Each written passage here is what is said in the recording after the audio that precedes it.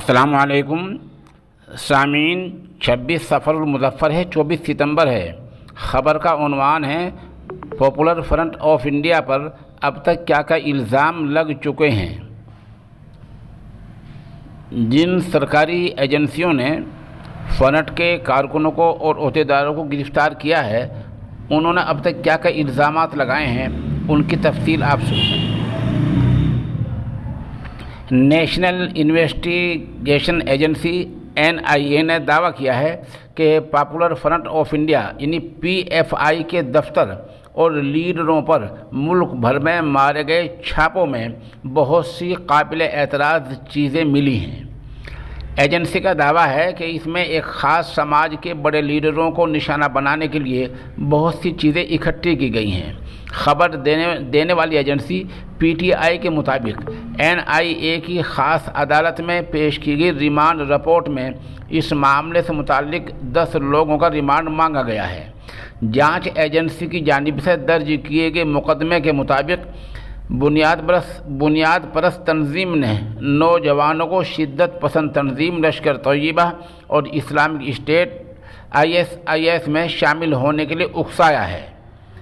جانچ میں یہ بات بھی سامنے آئی ہے کہ ایک سال میں 120 کروڑ روپے PFI کے اکاؤنٹ میں جمع کرائے گئے تھے اور اتنی ہی رقم نقد اکٹھی کی گئی تھی۔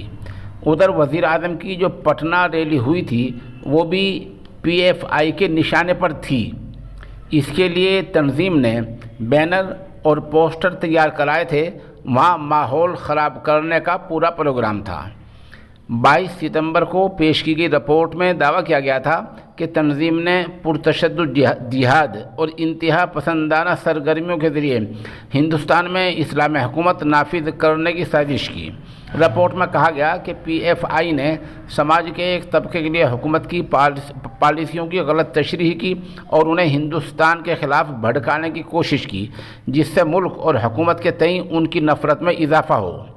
رپورٹ میں یہ بھی کہا گیا کہ جانچ کے دوران برآمد ہونے والے مواد سے یہ بات سامنے آئی ہے کہ جن لوگوں کے خلاف FIR درج کی گئی ہے وہ منظم جرائم اور غیر قانونی سرگرمیوں میں مسلسل ملوث تھے اور سماج کے دوسرے مذہبی طبقات کو ڈرانے، دہشت زدہ کرنے کا ارادہ رکھتے تھے۔ NIA عدالت نے ملزموں کو عدالتی حراست میں بھیج دیا ہے۔